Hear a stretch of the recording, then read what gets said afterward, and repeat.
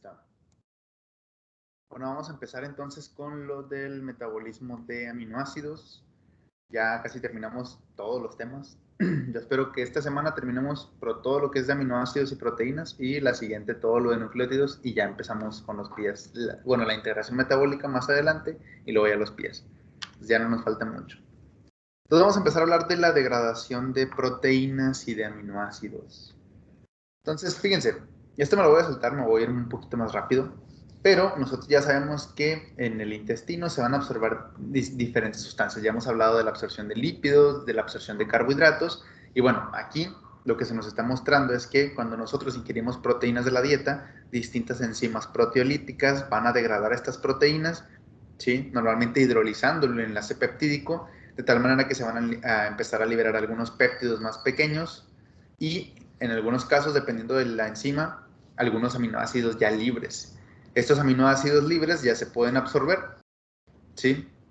No se pueden absorber péptidos relativamente grandes ni proteínas, se tienen que absorber en forma de aminoácidos di o tripéptidos. Es lo máximo que se puede absorber. Ya péptidos más grandes es muy difícil. Entonces, para que se pueda absorber a nivel intestinal, este tipo de compuestos tiene que estar en forma de aminoácidos libres o en di o tripéptidos, como vemos aquí. Estos oligopéptidos que se generaron, fíjense que sufren otra hidrólisis posterior por unas peptidasas que están normalmente en la membrana plasmática de las células de los enterocitos. De tal manera que estas peptidasas, a estos oligopéptidos, nos los reducen a di o tripéptidos o incluso aminoácidos libres y entonces ahora sí ya se pueden absorber, ¿sí? Ya en la parte interna de la célula, en el citoplasma, otras peptidasas, a estos di o tripéptidos nos los hidrolizan a la forma de aminoácidos libres que ahora sí ya puede pasar a la circulación, a la sangre. Y entonces transportarse a los distintos órganos, especialmente el hígado, donde a partir de ahí se van a otros órganos. Muy bien, entonces, básicamente ese es el proceso por el cual nosotros ingerimos proteínas y a partir del cual nosotros obtenemos los aminoácidos. Ahora vamos a empezar a hablar de un sistema muy importante que tenemos en las células, que es el sistema ubiquitina-proteasoma. Este sistema es muy importante porque gracias a él la célula puede controlar la destrucción de ciertas proteínas. Sí, este es un sistema encargado específicamente de la destrucción de proteínas. Entonces, ¿qué va a pasar aquí? ¿En qué consiste este sistema de marcaje y destrucción de proteínas? Bueno, básicamente lo que vamos a tener la característica principal de este sistema son dos partecitas. El sistema de marcaje de ubiquitina y el sistema de destrucción, aquí está, el sistema de marcaje de ubiquitina y el sistema de destrucción que implica el proteasoma, ¿sí? Este es el que se va a encargar de la destrucción y este se va a encargar del marcaje. ¿Por qué es importante el marcaje? Espera, déjame contestar una llamada.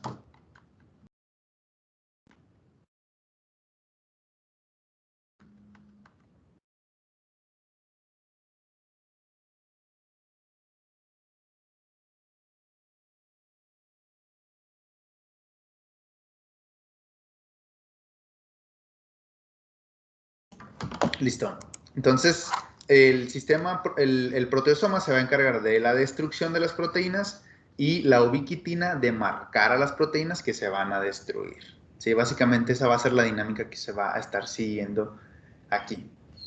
Fíjense, aquí tenemos a la ubiquitina marcada en color rosa. Sí, aquí la podemos ver en color rosa. Fíjense que la ubiquitina es una proteína relativamente pequeña. Por ejemplo, nosotros vamos a tener una proteína que a lo mejor se quiere destruir, ¿sí? Que es esa que está ahí en morado, y la ubiquitina está relativamente pequeñita, es una proteína chiquita, ¿sí? Tiene muy poquitos aminoácidos. El objetivo de la ubiquitina nada más es marcarla, y normalmente ese sistema de marcaje va a consistir en un proceso que se conoce como poliubiquitinización. Poliubiquitinización. ¿Sí? Poliubiquitinización. Es decir, una vez que se le añada una ubiquitina a la proteína que destruir, se van a empezar a añadir varias ubiquitinas en forma de cadena, de tal manera que haya muchas ubiquitinas en esa proteína que va a ser marcada para su destrucción. ¿Sí? Por eso se llama poliubiquitinización, porque se le van a poner muchas en la misma cadena. Normalmente puede haber muchas marcas, o sea, no nada más va a haber una cadena, a veces pueden ponerse en varias, ¿sí? Y entonces estas marcas son las que le van a dar la señal a la célula para que destruya esta proteína, la poliubiquitinización. Entonces, fíjense, aquí tenemos a la ubiquitina en color rosa, y lo primero que va a ocurrir para que pueda ocurrir la poliubiquitinización es que esta ubiquitina se tiene que activar. ¿Cómo se va a activar? Bueno, va a reaccionar con el ATP. Acuérdense que el ATP consiste en un esqueleto de ribosa, en la adenina y en 3 fosfatos que van a estar por ahí presentes. 3 fosfatos. Entonces, ¿qué va a ocurrir? Bueno, uno de estos oxígenos va a atacar a este fosfato, va a salir el pirofosfato y entonces la ubiquitina se va a quedar unida a un fosfato, a la ribosa y a la adenina, formando un monofosfato de adenosilo, ¿sí? Unido directamente a la ubiquitina. Y eso es importante porque gracias a eso se activa la ubiquitina. Se facilita más fácil su transferencia a la proteína que se va a marcar, que de hecho eso es lo siguiente que va a ocurrir. La enzima que se va a encargar de transferir esta ubiquitina a la proteína que se quiere destruir se llama E1, ¿sí? O bueno, en realidad son tres enzimas. El nombre ahorita lo vemos, pero de manera general o de manera corta vamos a decirle E1. Tiene un nombre más largo, ahorita lo mencionamos, ¿sí? Esta enzima E1 se va a encargar de transferir, mejor dicho, de hacer que la proteína marcada se cargue con la ubiquitina, ¿sí? Entonces, fíjense, ¿qué es lo primero que va a ocurrir? La enzima E1 tiene un enlace tiol que va a utilizar para primero cargarse con la ubiquitina. De tal manera que este enlace tiol va a atacar a ese monofosfato de adenosilo, ¿sí? Aquí vamos a tener el grupo tiol. Acuérdense que el grupo tiol tiene pares de electrones y viene y ataca aquí. Y entonces sale este monofosfato de adenosilo. Y entonces ahora vamos a tener a la enzima E1 pegada con la ubiquitina formando un enlace tioéter, como el que la coenzima A forma a veces en algunos compuestos que ya hemos visto. Ya que tenemos a la enzima E1, lo que sigue es que esta enzima E1 le va a transferir el grupo, la ubiquitina a la enzima E2, ¿sí? A la enzima E2 se lo va a transferir. Entonces, fíjense que lo único que ocurre es que la enzima E2, que también tiene un grupo tiol,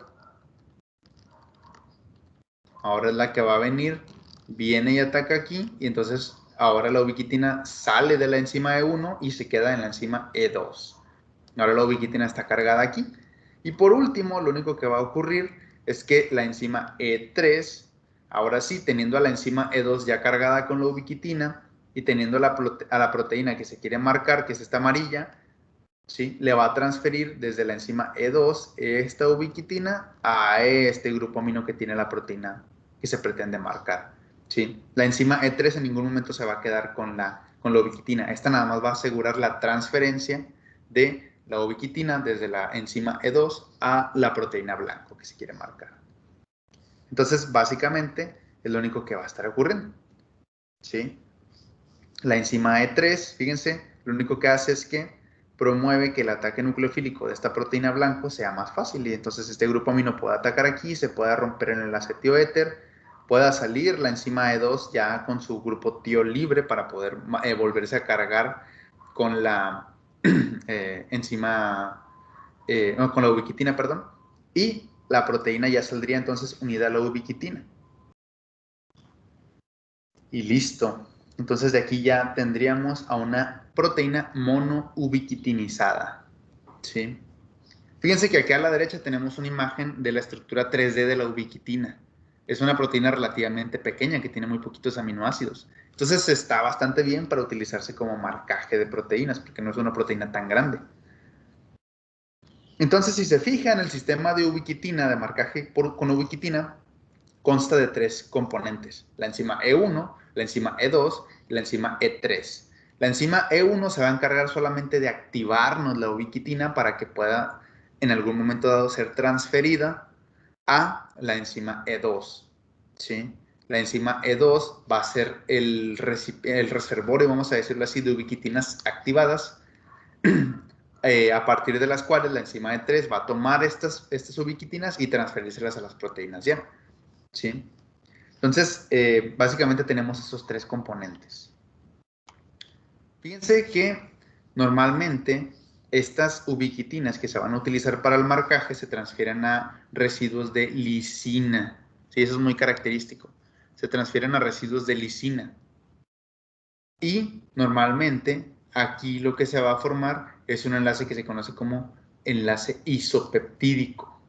¿Sí? Cuando una vez que ya se transfiere la estructura de la ubiquitina a la proteína que se quiere marcar, se forma un enlace isopeptídico. ¿Por qué enlace isopeptídico? Porque, si se fijan, acá abajo tenemos el enlace peptídico, que es el que forma el esqueleto de la proteína, pero acá también se está formando un enlace peptídico y no es el esqueleto de la proteína, ¿sí? Entonces es un esqueleto, bueno, mejor dicho, es un enlace que está por encima o, bueno, por fuera del esqueleto de la proteína, del esqueleto peptídico, ¿sí? Es diferente. Entonces, ese vendría siendo el enlace isopeptídico. A partir de aquí, se van a ir incorporando cada vez más ubiquitinas, más ubiquitinas, más ubiquitinas. ¿Sí? ¿Por qué? ¿Cómo va a ocurrir esa posterior adición de ubiquitinas? Bueno, fíjense que la ubiquitina, a ver, déjame chicos si lo incluyo por acá. No. Fíjense que la ubiquitina tiene una lisina también, específicamente esta que se muestra aquí, la lisina 48. Entonces, ¿qué va a pasar? Bueno, una vez que la ubiquitina ya se le añadió a una determinada proteína, como a lo mejor este ejemplo, bueno, la lisina también, la ubiquitina, perdón, también tiene su lisina 48. Y entonces la misma serie de proteínas, E1, E2 y E3, va a promover que esta ubiquitina se cargue con otra ubiquitina, ¿sí? Entonces, luego de que estas tres mismas enzimas funcionen sobre esta ubiquitina, vamos a tener dos ubiquitinas pegadas. Después, esta ubiquitina va a tener otro grupo amino, otra lisina, mejor dicho, en la posición 48, porque es una nueva ubiquitina, y después otra ubiquitina se va añadiendo y así sucesivamente. Entonces, básicamente así es como va a estar ocurriendo la secuencia de eventos en este sistema de marcaje de ubiquitinas, ¿sí? Va a entrar primero una ubiquitina en un residuo de lisina específico, ¿sí? Porque una proteína normal normalmente puede tener muchos residuos de lisina. Entonces, aquí el residuo de lisina en la proteína diana que se quiere marcar sí puede ser muy variado. En el caso de la ubiquitina, normalmente es la lisina 48, ¿sí? En el caso de las proteínas diana, pueden ser distintas lisinas de distintas posiciones. Aquí no tenemos una regla. Y bueno, no sé si tengan alguna pregunta hasta este momento.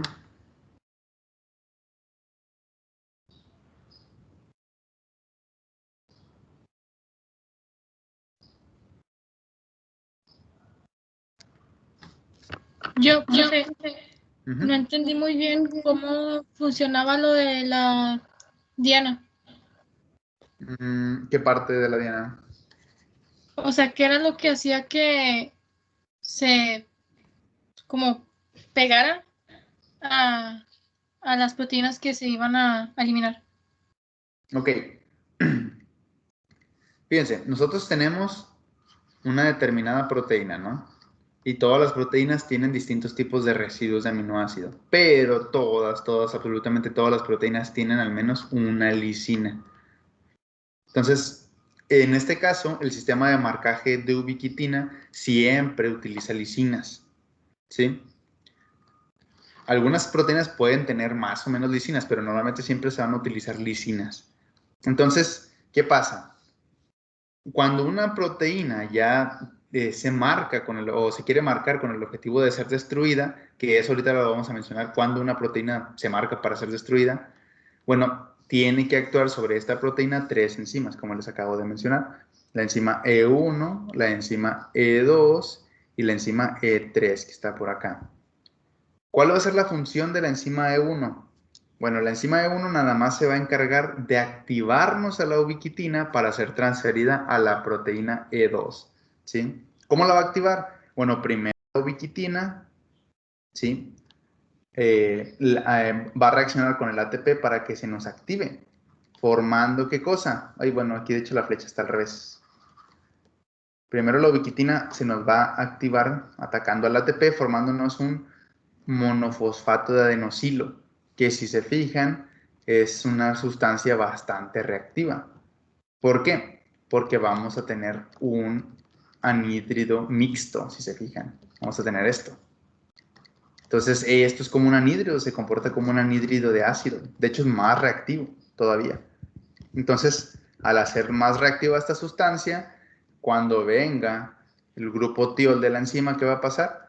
Pues la enzima E1 va a atacar a este carbonilo que pertenece a la ubiquitina, se va a romper este enlace con el monofosfato de adenosilo que está por acá, y entonces vamos a tener la enzima E1 unido a la ubiquitina, ¿sí? Entonces, básicamente la única función que tiene la proteína E1, ¿cuál es?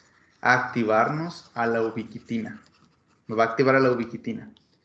¿Sí? Aquí tenemos a la ubiquitina en rosa y ya se nos activó aquí. Ahora, la misma enzima, una vez activada ya la ubiquitina, va a atacar, como les acabo de mencionar, con su grupo tiol a este carbonilo que se acaba de activar en la ubiquitina. De tal manera que ahora la enzima va a formar un enlace covalente con la ubiquitina. Entonces vamos a tener esto que vemos aquí. ¿Qué sigue? Bueno, ya tenemos entonces a nuestra ubiquitina lista para ser transferida a la enzima E2. Eso es lo que sigue, básicamente. ¿Sí? Entonces aquí va a entrar la enzima E2. Y la enzima E2, así como la enzima E1, también tiene un grupo tiol. Entonces este grupo tiol va a atacar aquí, ¿sí?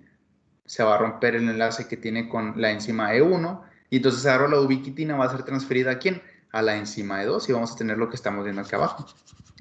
Y la enzima E1 ya se regeneró, puede captar otra ubiquitina para activarla. Ahora ya que tenemos a la enzima E2 con la ubiquitina ahí cargada, en esta forma ya puede ser transferido directamente a la proteína diana. ¿Sí? Aquí ya puede ser transferido a la proteína diana. La proteína diana, fíjense que tiene un grupo amino, que era lo que estábamos diciendo, que todas las proteínas normalmente tienen grupos amino por la lisina, ¿sí?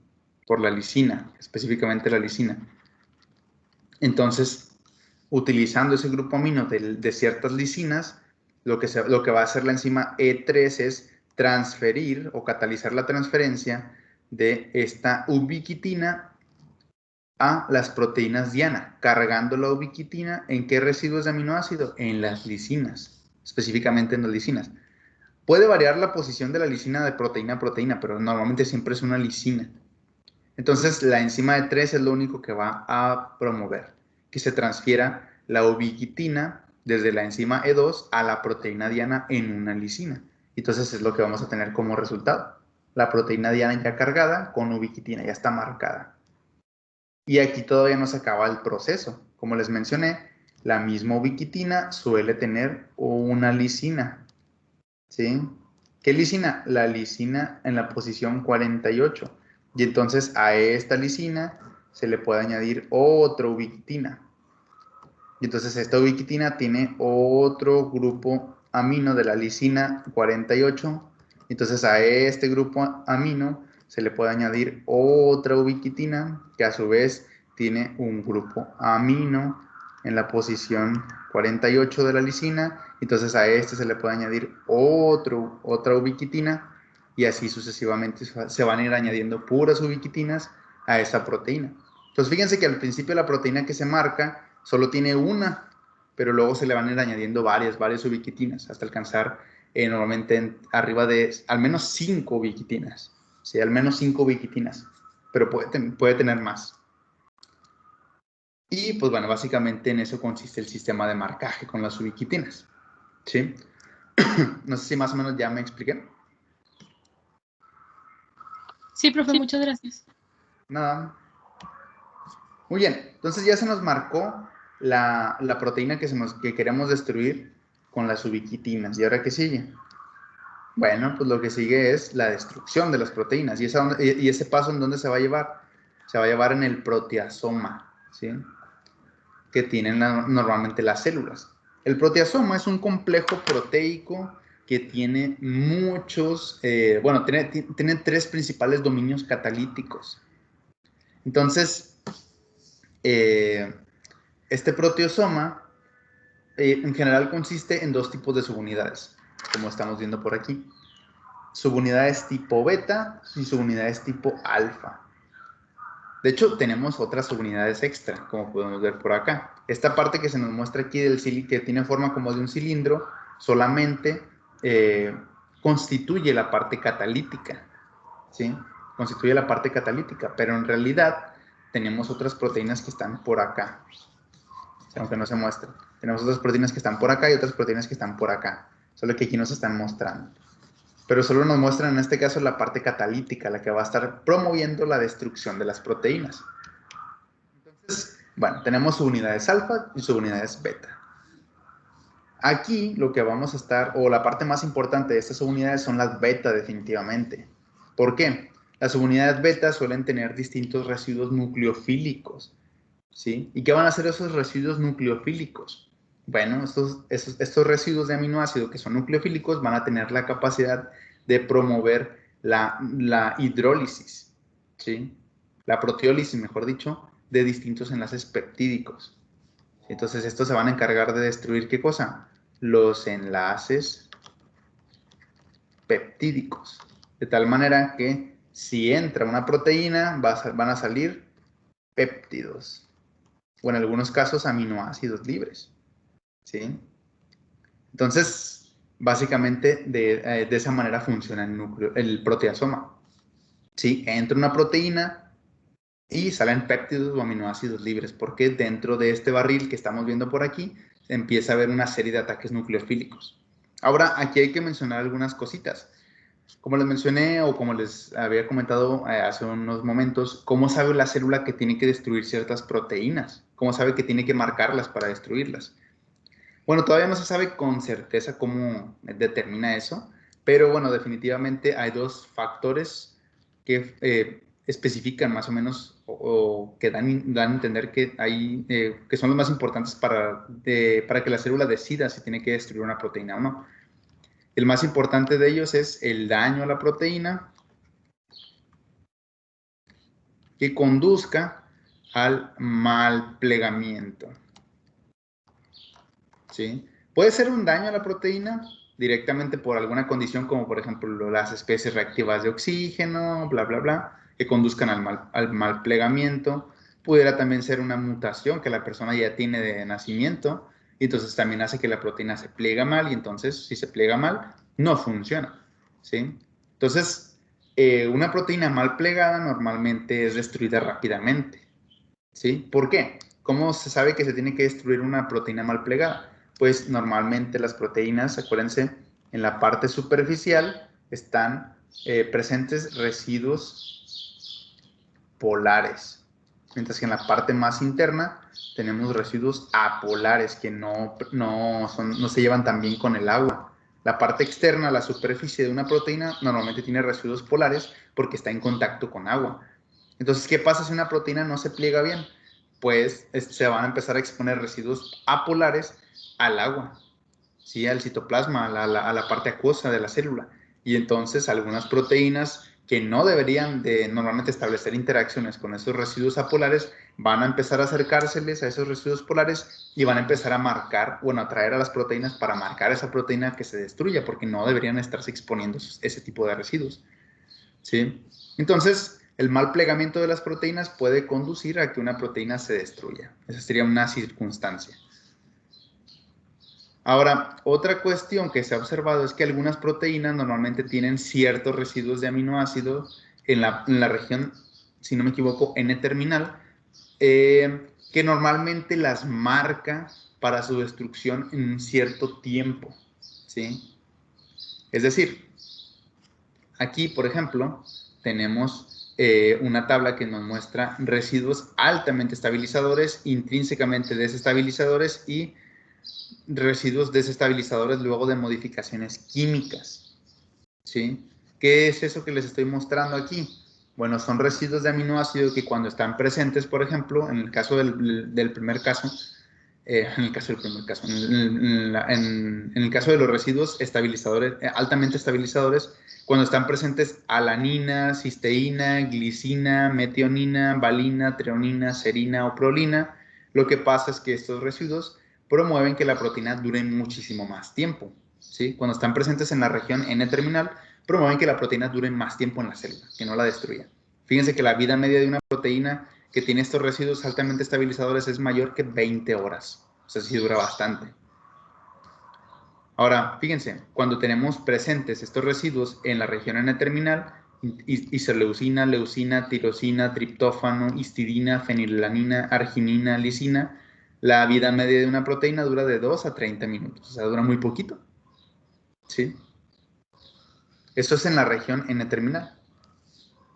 Ahora, fíjense que cuando tenemos este tipo de residuos, asparagina, aspartato, glutamina, glutamato, en la región N-terminal, no necesariamente significa que la proteína va a durar poquito, solo cuando estos se modifican, ¿sí? Es decir, cuando a estos se le hacen ciertas modificaciones, como por ejemplo acetilación,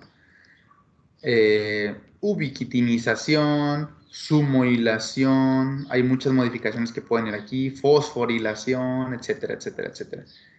Cuando a estos aminoácidos se les hacen modificaciones, entonces ahora sí la vida media de una proteína va de 3 a 30 minutos. Entonces eso sirve como un sistema de control para más o menos saber cuánto tiempo va a durar una proteína. ¿Sí? Entonces, es lo que se ha visto, se han hecho estas observaciones y se ve que cuando están presentes estos residuos de aminoácidos en la región N-terminal de una proteína, es lo que más o menos una proteína dura en la célula. ¿Sí? Ahora, volviendo al proteosoma, bueno, aquí tenemos, fíjense, del proteosoma completo. Lo que anteriormente habíamos visto en la subunidad tipo alfa y tipo beta, solamente es algo que se conoce como el núcleo catalítico 20S. ¿Sí? 20S. Pero tenemos dos subunidades reguladoras, la 19S y la 19S inferior. ¿Sí? 19S superior, 19S inferior. Estas subunidades reguladoras pues, van a tener una determinada función. Ahorita lo vamos a mencionar, qué hace cada una de estas. Pero, en general, la parte que nos interesa es el núcleo catalítico 20S, porque es donde se va a estar llevando a cabo la catálisis para estar destruyendo básicamente los enlaces peptídicos y que salgan péptidos cada vez más pequeños. Fíjense, aquí tenemos el proceso por el que ocurre todo esto todo esto que acabo de mencionarles. Tenemos una proteína ubiquitinizada, ¿sí? Tenemos una proteína ubiquitinizada. Aquí podemos ver cómo está la secuencia de la proteína. La proteína está todavía con cierta parte de su estructura en forma de estructura secundaria, aunque aquí no se ven las hélices y todo esto, podemos ver que está relativamente plegada. Y bueno, ahí vemos las cadenas de ubiquitina. ¿Sí? Acuérdense que es una poliubiquitinización y dijimos que una proteína puede tener varias cadenas de poliubiquitina, no solo una. Entonces, esta proteína poliubiquitinizada llega al proteosoma. Aquí en el proteosoma nada más nos están mostrando el núcleo catalítico, ¿sí? Pero en realidad acuérdense que teníamos otras subunidades que eran las subunidades reguladoras, ¿no? Que lo voy a poner aquí en amarillo. Entonces, ¿qué va a pasar cuando llegue la proteína ubiquitinizada al proteosoma? Pues lo primero que va a ocurrir es que, lo que va a pasar es que las subunidades reguladoras normalmente tienen afinidad por las ubiquitinas, ¿sí? Por la poliubiquitinización. Entonces, esto va a llevar a la proteína hacia las unidades reguladoras amarillas que puse aquí. Entonces, cuando se establezca esta interacción entre la cadena de ubiquitinas y la subunidad reguladora, lo que va a hacer la subunidad reguladora primero es retirar la cadena de poliubiquitinas, ¿sí? Ya no se necesita tenerla porque ya la llevó a donde tenía que llegar, a donde tenía que llevarla. Y entonces, al quitar la cadena de poliubiquitinas, ¿sí? Sale esta cadena, se separan todas las ubiquitinas, como podemos ver acá abajo. Se separan todas las ubiquitinas y entonces estas ubiquitinas se pueden utilizar para marcar otra proteína. O sea, la célula está reciclando básicamente todos los componentes en este caso. Entonces, ok, ya se quitaron las cadenas de poliubiquitinas y ya se tiene que dirigir la proteína marcada para su destrucción hacia el proteosoma. ¿Cómo va a entrar esta proteína? Pregunta. Pues bueno, va a entrar en forma lineal, no puede entrar en forma plegada, ¿sí? Entonces, el mismo proteosoma va a inducir la desnaturalización de la proteína de tal manera que vaya a entrar de manera lineal. Y entonces, al entrar de manera lineal, ahora sí van a empezar a llevarse a cabo los ataques nucleofílicos sobre la cadena de polipéptidos, ¿sí? De tal manera que se va a empezar a romper toda esta cadena polipeptídica en péptidos cada vez más pequeños y algunos aminoácidos, ¿sí? Entonces, cuando aquí se llevan a cabo los ataques nucleofílicos, van a salir fragmentos peptídicos, ¿sí? Que una vez estos fragmentos peptídicos presentes en el citoplasma, bueno, hay muchas proteasas que los van a convertir a aminoácidos libres. Y entonces estos aminoácidos libres se van a utilizar para muchas cuestiones, ¿sí? Se puede utilizar para, si no sirve, bueno, mejor vamos a empezar de izquierda a derecha. Se pueden utilizar los aminoácidos libres para sintetizar otras proteínas. Eso pudiera funcionar, ¿sí? A lo mejor una proteína ya no es necesaria, se destruye y esos aminoácidos los recicla la célula para hacer otra proteína que sí sea importante. Los puede utilizar para generar esqueletos carbonados. ¿Sí? Algunos aminoácidos se pueden convertir en intermediarios de la glucólisis, del ciclo de Krebs, de la vía de las pentosas en algunos casos, etc. Entonces, al generar estos esqueletos carbonados, los aminoácidos se pueden utilizar para la síntesis de ácidos grasos, para la respiración celular, en dado caso de que se necesite energía, o para la síntesis de glucógeno o glucógeno. Glucosa o glucógeno, perdón. ¿Sí? En dado caso de que haya suficientes niveles energéticos.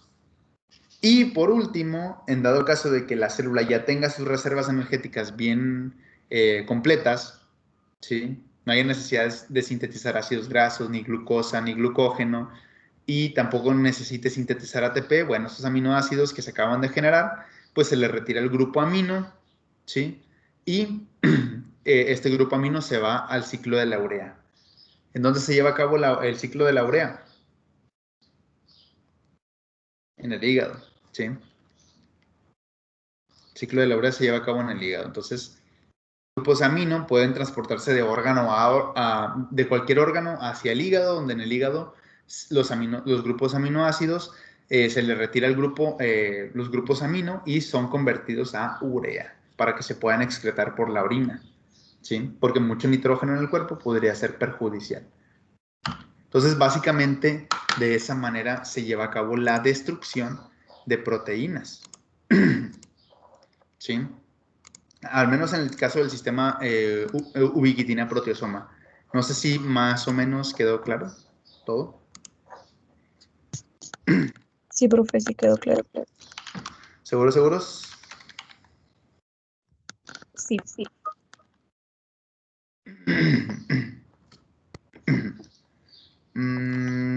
A ver, déjame checar algo.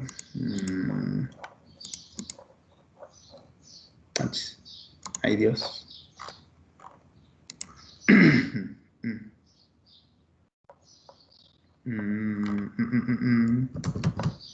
Déjenme checar algo, a ver si encuentro la imagen para enseñárselas.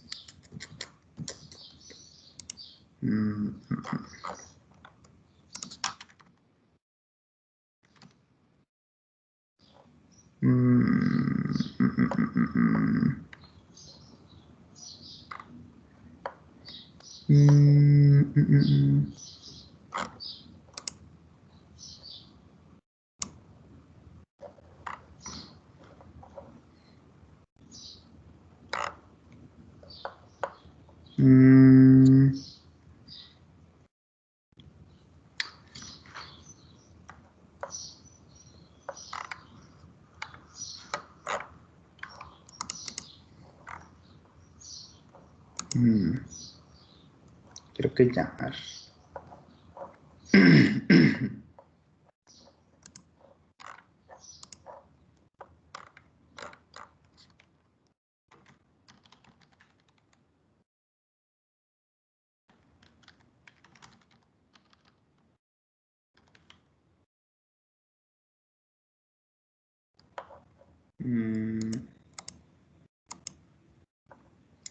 No, no lo encontré. Bueno, luego se los enseño, no pasa nada.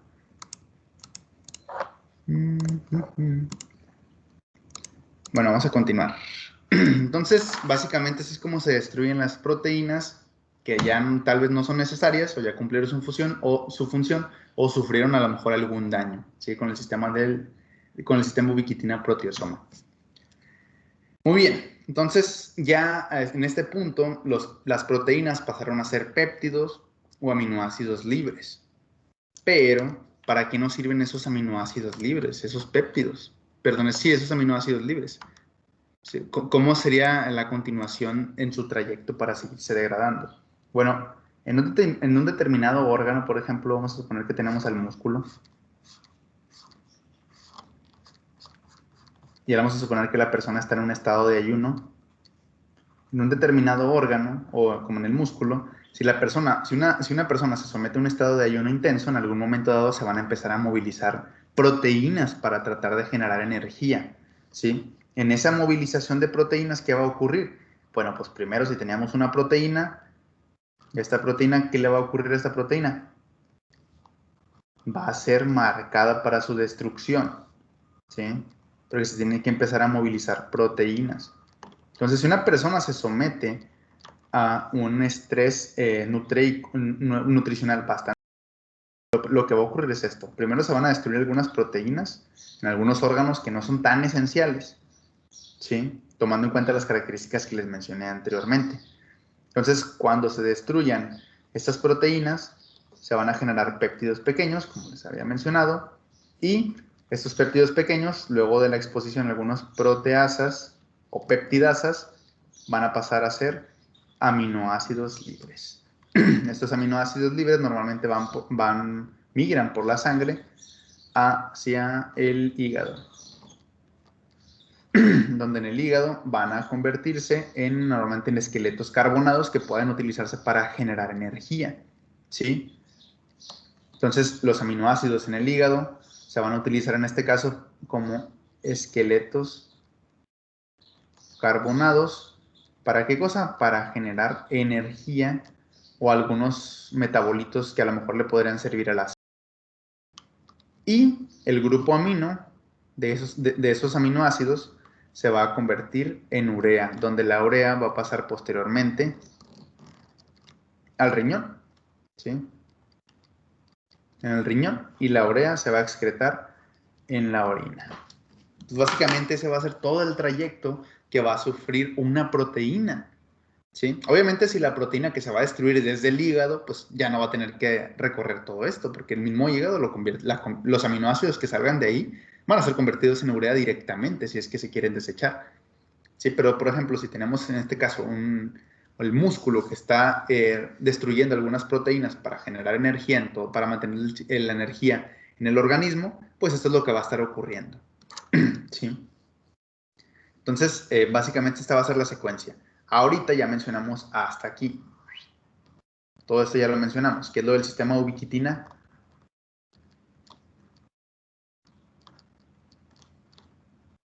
Proteasoma. Bueno, sigue lo otro, que es, bueno, ya tengo los aminoácidos, ¿y ahora qué sigue? Bueno, ya que tengamos los aminoácidos, déjenme, se lo muevo para acá.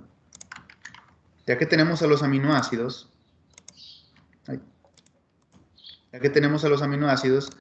lo que va a ocurrir son unas reacciones que se conocen como desaminaciones, ¿sí?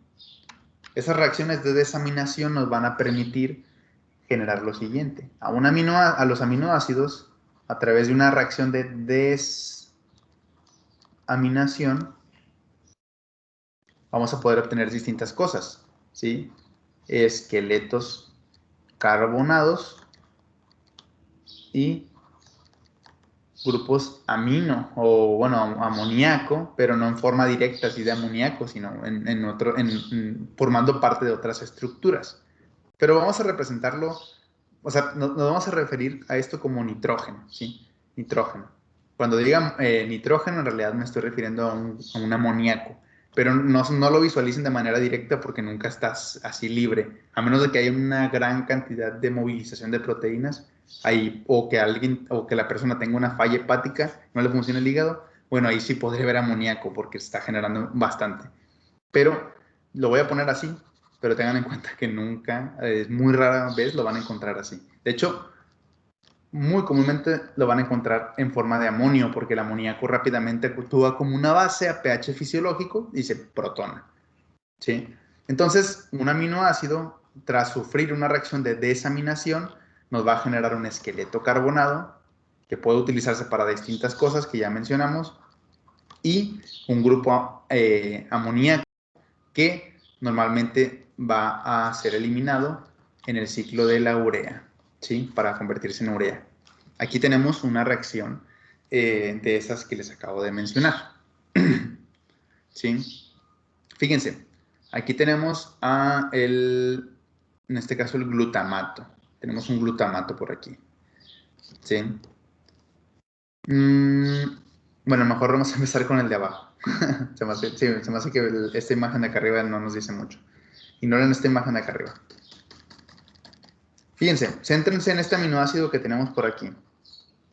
Este que tiene el grupo amino en color celeste. Tenemos aquí un aminoácido. ¿Sí? Tenemos aquí un aminoácido. Y fíjense que tenemos aquí en verde. Tenemos un alfa-cetoácido. ¿Sí? ¿Por qué sé que es un alfa-cetoácido? Porque fíjense que tenemos un ácido carboxílico aquí y en el carbono alfa, que es el que está directamente unido a este ácido carboxílico, tenemos un grupo ceto. Entonces tenemos un alfa-cetoácido.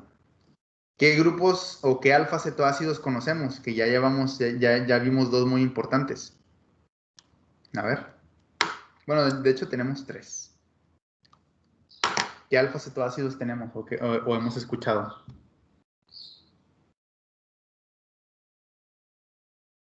Que les dije, grábense estos ácidos porque son muy importantes por su estructura. Estos alfa-cetoácidos sí los tienen que conocer.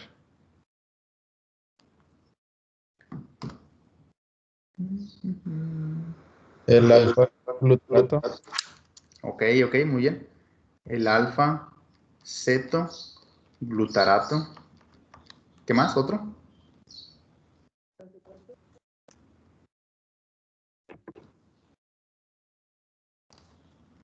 Y lo voy a poner mejor. ¿Otro alfa-cetoácido?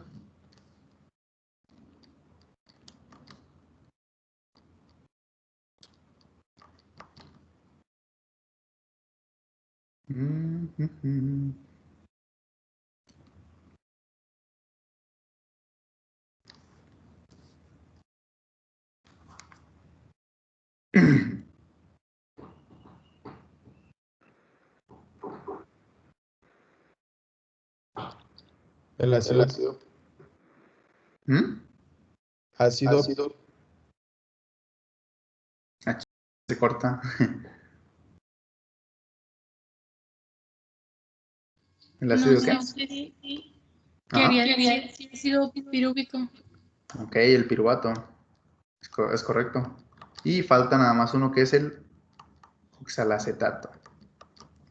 Esos son los que les dije que se grabaran porque son alfa-cetoácidos. Sí, tienen que conocerlos. O sea, forzosamente tienen que conocer su estructura. Sí, porque sí les va a servir que la conozcan. Entonces, fíjense. Los alfa-cetoácidos van a participar en reacciones de desaminación. Sí, ellos van a ser los reservorios del grupo amino que libera un cierto aminoácido. Por eso les digo que rara vez van a encontrar el amoníaco libre, porque no va a estar libre normalmente. ¿Sí? Va a estar formando parte de otra molécula, pero decimos que es nitrógeno a final de cuentas, o un grupo amoníaco, que está almacenado en esa molécula. Fíjense, en esta reacción de transaminación o de desaminación, lo que va a ocurrir es, a este aminoácido le van a quitar este grupo amino. Y este grupo amino se va a transferir a este carbonilo que está aquí. ¿Sí? Se va a transferir este carbonilo que está aquí. De tal manera que ahora el grupo amino, como lo podemos ver en la imagen de la derecha, forma parte de la estructura que está en color verde.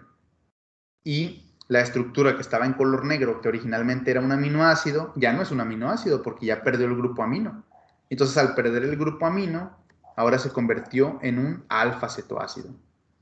¿Sí? Entonces eso es lo que vamos a tener en una reacción de desaminación o de transaminación, porque también se le conocen así, reacciones de transaminación, ¿sí? Vamos a tener, fíjense, inicialmente un aminoácido, ¿sí? Vamos a denominarle aminoácido I, de inicial. Bueno, cuando termine la reacción de transaminación, vamos a tener otro aminoácido, pero este va a ser un aminoácido F, no sé, final, porque ya no es el mismo, es otro aminoácido que se acaba de generarse, ¿sí? Acaba de generarse este aminoácido, ¿sí? Fíjense, acá teníamos un alfa-ceto ácido, también inicial, y luego de que le transfieran el grupo amino, ahora tenemos un nuevo alfa-ceto ácido final. Fíjense lo que acaba de pasar aquí. Voy a borrar esto que está aquí. El aminoácido inicial transfiere el grupo amino y se convierte en un alfa-cetoácido. El alfa-cetoácido inicial recibe el grupo amino y se convierte en un nuevo aminoácido. Entonces eso es lo que va a estar ocurriendo en una reacción de transaminación. ¿Sí? Déjenme hago algo. Bueno, ese punto está claro, ¿verdad? ¿Sí se entendió? Ah, ¿qué pasó? No, está. Ese punto sí está claro, ¿verdad? Sí. Bien. Entonces, fíjense, ¿qué va a ocurrir? Vamos a dejar esto por aquí arriba. Por ejemplo, si yo tengo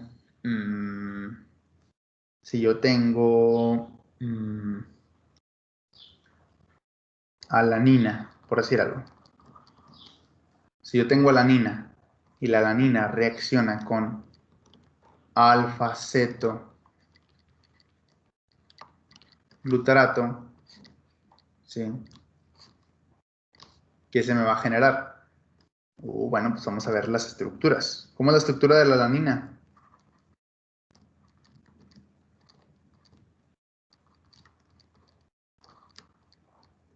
Básicamente es esto.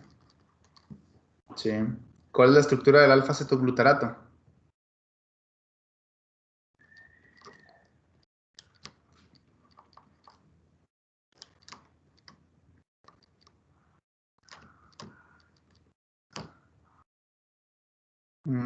Aquí se me hace que ya la regué. Además que sí está bien.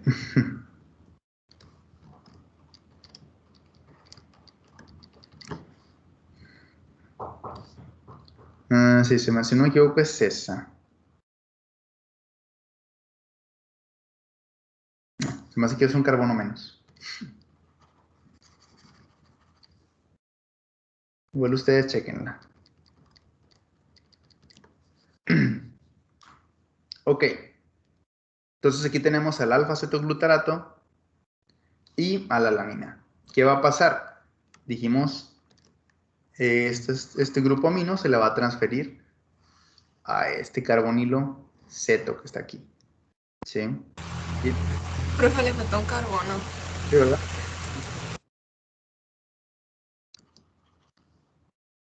Sí, sospechaba que llevaba un carbono. Ahí está. Entonces vamos a tener la transferencia de este grupo amino a este grupo carbonilo. ¿Qué va a ocurrir después de esta transferencia? Bueno, la que antes era alanina va a perder el grupo amino. Y entonces al perderlo, en esa posición donde estaba el grupo amino va a generarse un grupo carbonilo. ¿Sí? Se va a generar un grupo carbonilo. Entonces vamos a tener a la alanina de esta manera.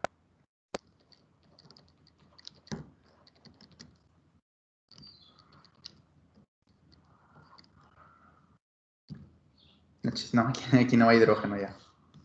Que lo regué.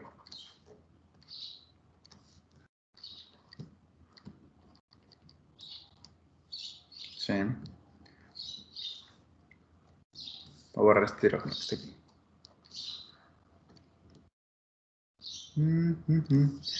Vamos a tener esto que está aquí. En el caso de la otra sustancia, cuando adquiera el grupo amino, ya no va a tener un doble enlace, sino que se va a reducir ese doble enlace y se va a formar un enlace sencillo con el grupo amino. Entonces vamos a tener esta estructura.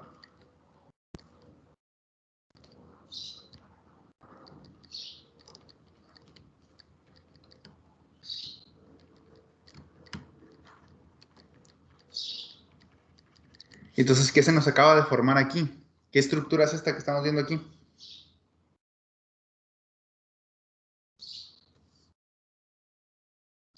¿Qué es esto?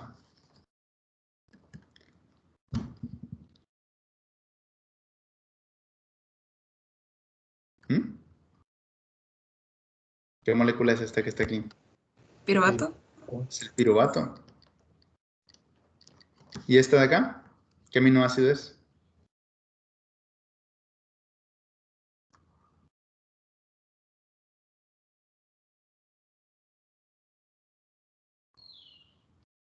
¿Qué aminoácido es? ¿Qué aminoácido es? Ustedes que ya llevaron química de macromoléculas.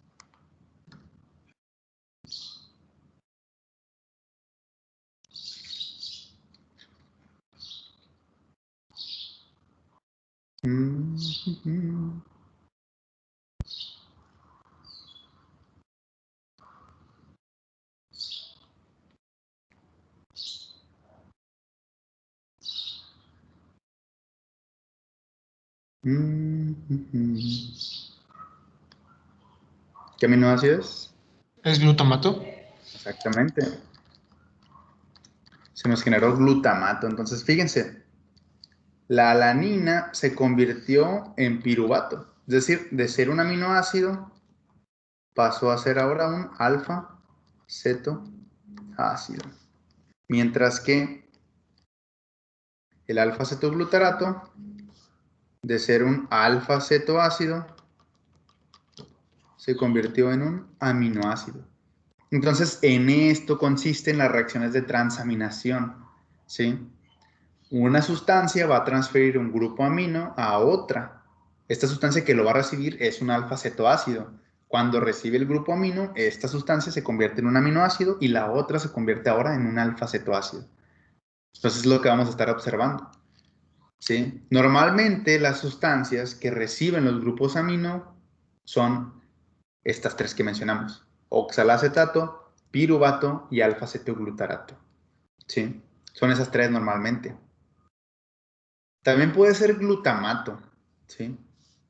A veces puede ser glutamato también, pero hay como que casos especiales, ¿sí? Cuando el glutamato recibe un grupo amino, se convierte en glutamina. Y también la glutamina es un reservorio de nitrógeno. Entonces también puede ser glutamato, pero en cuestión de reacciones de transaminación es más común ver estos tres que les acabo de mencionar. Ahora, ¿quién cataliza esas reacciones que acabamos de mencionar? O que acabamos de ver un ejemplo. Las aminotransferasas o las transaminasas, como también se les conoce. ¿Sí? Las transaminasas o aminotransferasas. Y normalmente, cada transaminasa tiene su nombre característico dependiendo del sustrato que utilice. Por ejemplo, en este caso sería una alanina transaminasa, ¿sí? O alanina aminotransferasa.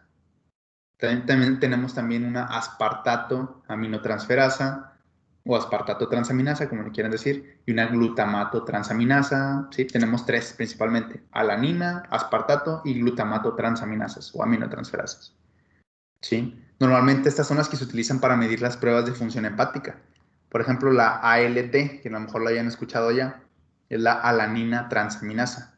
La AST es la aspartato transaminasa, ¿sí? Esas son dos muy comunes normalmente en pruebas bioquímicas para ver la función hepática. Estas normalmente son enzimas que están dentro de los hepatocitos del hígado, ¿sí? Si hacemos un zoom, los hepatocitos dentro de ellas tienen estas enzimas, que son estos puntitos que están aquí. Entonces, fíjense, lo que se hace es medir en sangre la concentración de estas enzimas. Normalmente en sangre no debería haber mucha enzima ALT ni AST, porque si están dentro de los hepatocitos, eso indicaría que efectivamente se están manteniendo dentro de las células. ¿Qué pasa si de repente una persona choca y a lo mejor se encaja, no sé, un artefacto en el hígado, no sé, un traumatismo, por decir algo, se daña el hígado? ¿Sí? Algo que daña el hígado, ya sea un traumatismo, alguna enfermedad también podría ser. Bueno, lo que va a ocurrir es que esto se va a romper el hígado, o algunas células van a morir. Y entonces, ¿qué va a pasar? Cuando se muere la célula, ¿sí? Se muere normalmente por necrosis en el caso de un traumatismo o algo por el estilo, y entonces libera ¿qué cosa? Libera las enzimas. ¿Y esas enzimas a dónde van a pasar? A la sangre. Y entonces esas enzimas entran en la sangre y entonces empieza a elevar AST y empieza a elevar ALT. Y entonces nos indicaría que el hígado efectivamente está sufriendo un daño, porque quiere decir que cada vez más células están muriendo y están empezando a elevar la cantidad de ALT, AST en sangre. ¿Sí? Entonces por eso son pruebas de función hepáticas. O sea, yo aquí puse un ejemplo muy grave de que alguien se encaja algo en el hígado y se muere, ¿no? Pero que se eleven las enzimas no necesariamente quiere decir que es algo malo o que ya no se pueda hacer algo para solucionarlo, porque el hígado es un órgano relativamente resistente, ¿sí? Si se daña, si se retira en algún momento dado el estímulo lesivo, el estímulo que inició el daño, el hígado se repara bastante bien. Es uno de los mejores órganos en cuanto a procesos de reparación.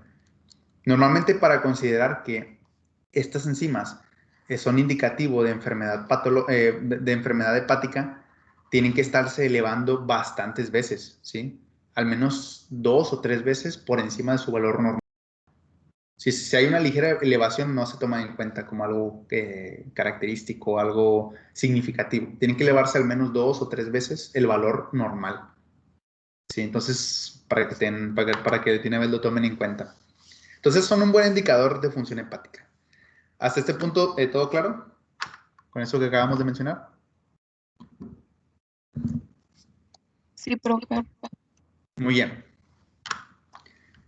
Muy bien, muy bien. Entonces, fíjense, básicamente la reacción que catalizan estas aminotransferasas es una reacción que se conoce como desaminación oxidativa. ¿Sí? Desaminación oxidativa, eso es lo que van a estar haciendo. Muy bien. Bueno, no, esa reacción todavía no es. Déjame checar algo nada más antes de... No sé si ya sea recomendable pasar a eso. Bueno, sí, está bien, está bien. Vamos a empezar ya de una vez con eso. Muy bien. Fíjense. Ahorita les acabo de mencionar que tenemos 3 alfa-cetoácidos y por ende 3 enzimas que pueden encargarse de transferir los grupos amino de distintos aminoácidos a 3 distintos alfa-cetoácidos. Sin embargo, a pesar de que hay 3, hay uno que es el más utilizado, ¿sí? Como principal reservorio de grupos amino para posteriormente generar la urea. ¿Cuál es ese? El glutamato o el alfa-cetoglutarato como su alfa-cetoácido, ¿no? Casi todos los aminoácidos, ¿sí?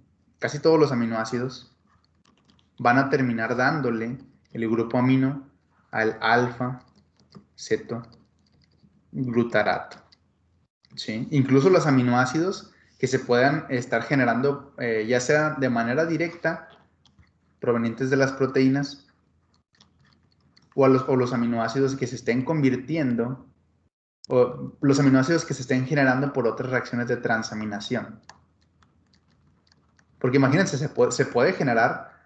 bueno, eso no se los comenté, déjenme se los comento. Se pueden generar otros aminoácidos por reacciones de transaminación. Entonces, también estos aminoácidos que provengan de transaminación normalmente van a sufrir otra reacción de transaminación, donde aquí el que recibe, ¿quién es? El alfa-cetoglutarato para generar glutamato.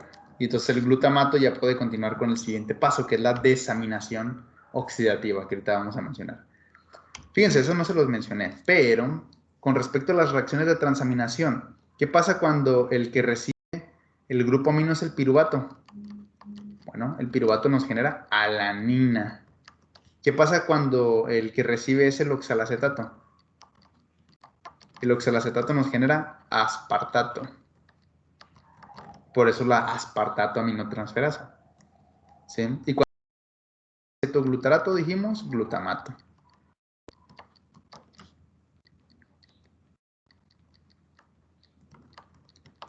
¿Sí? Entonces, esas 3 las tienen que conocer, esas 3 conversiones. Ahora, viceversa, ¿qué pasa cuando alanina es la que pierde el grupo amino? Pues alanina se convertiría en piruvato. Aspartato, cuando pierde el grupo amino, se convertiría en oxalacetato.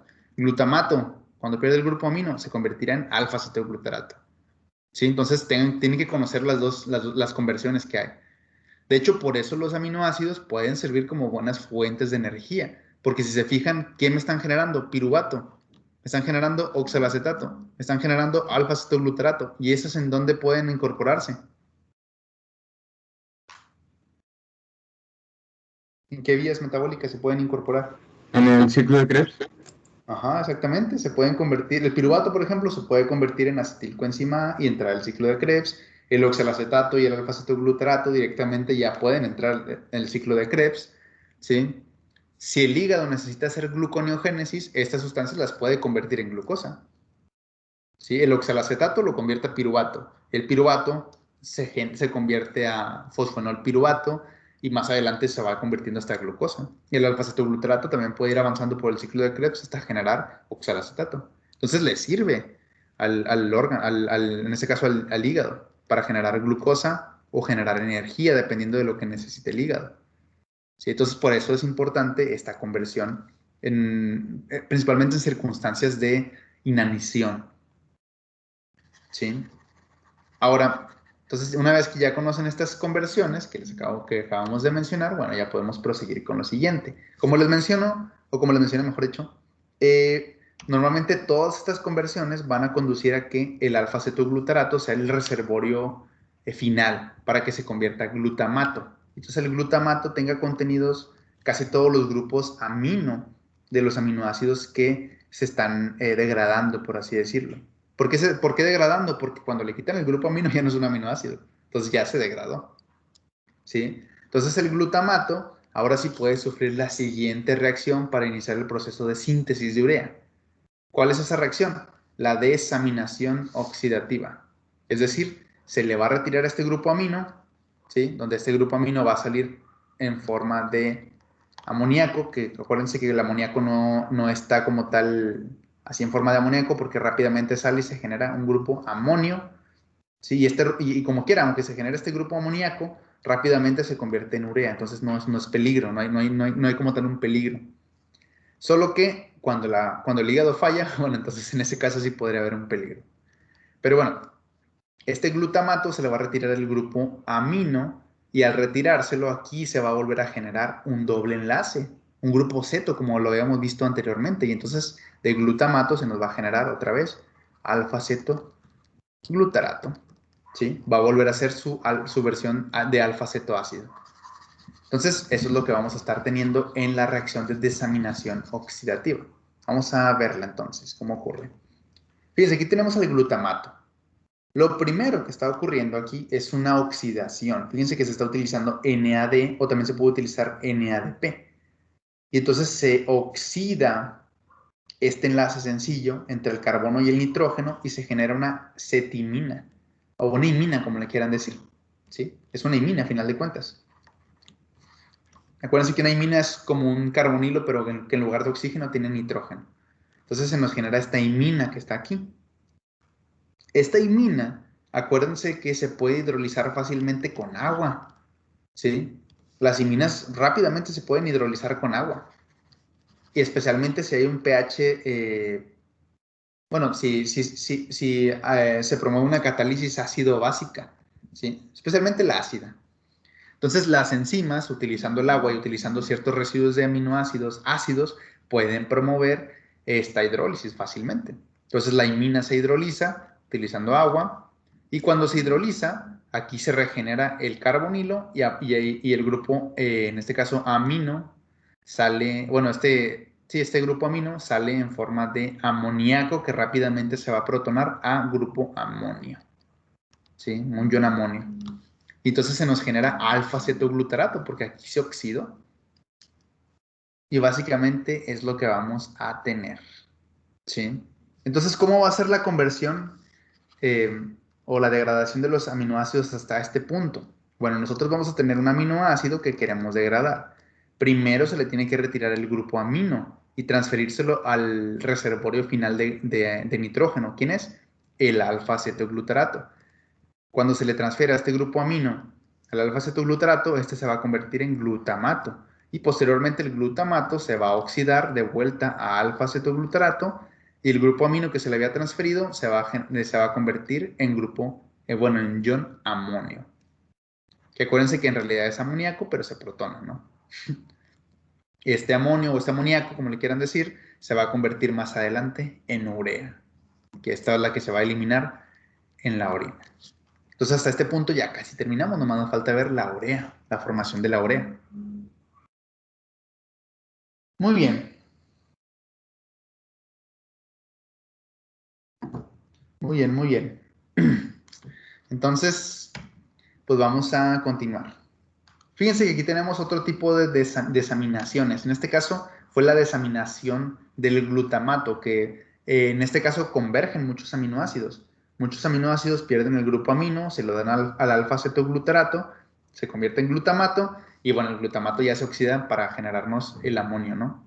Bueno, hay aminoácidos que directamente se pueden desaminar, ¿sí? Se pueden desaminar directamente. No hay necesidad de transferirle el grupo amino al alfa-cetoglutarato ni nada por el estilo. Directamente pueden perder el grupo amonio, ¿sí? Entonces, fíjense, uno de estos casos es la acerina y la treonina. Estos dos aminoácidos se pueden desaminar de manera directa. Entonces, la acerina, cuando se desamina, nos genera piruvato y el grupo amonio. La treonina nos genera algo que se conoce como alfa-cetobutirato y el grupo amonio. Y aquí tenemos la secuencia para la serina. Fíjense, tenemos a la serina y lo primero que ocurre es una deshidratación. Se va a perder este grupo OH y este hidrógeno, generándosenos un doble enlace, como los que ya veían en síntesis ustedes. Ya tenemos aquí el doble enlace. Bueno, ya que está el doble enlace, este doble enlace posteriormente se puede hidratar, ¿sí? Aquí hay una hidratación de este doble enlace. Y entonces cuando entra el agua para hidratar este doble enlace, sale el grupo amino en este caso, pero ya en forma de grupo amonio, de ion amonio. Y se nos genera piruvato. ¿Sí? No nos vamos a meter mucho como quiera en la secuencia, porque nos interesa más este proceso del glutamato. Pero para que sepan que sí se pueden desaminar directamente otros aminoácidos, ¿sí? Y bueno, esto es lo que anteriormente les comentaba. Normalmente el músculo puede estar generando, puede estar liberando distintos aminoácidos a la circulación para que los capte el hígado y el hígado los convierta a las sustancias que necesitan los órganos. Por ejemplo, aquí se nos muestra que el glucógeno, a lo mejor en un periodo de ejercicio, de inanición, pues va a estarse liberando para generar glucosa. La glucosa va a generar piruvato y este piruvato se podría convertir en el músculo a alanina si se le incorpora un grupo amonio. ¿Sí? La alanina entonces sale del músculo por circulación, llega al hígado y en el hígado la alanina se convierte rápidamente a piruvato. ¿Por qué se convierte a piruvato? Porque le dio el grupo amino ¿a quién? Al alfa-cetoglutarato. El alfa-cetoglutarato se convirtió entonces a glutamato. Y el glutamato sufre la desaminación oxidativa para generar el amonio. Y el amonio más adelante se va a convertir en urea. Este piruvato pues se puede utilizar para sintetizar glucosa, ¿sí? Esta glucosa puede ir por la sangre a otros órganos, como el mismo músculo incluso, ¿sí? Entonces, pues bueno, básicamente esto nada más es un ejemplo del transporte de nitrógeno que puede haber entre distintos órganos.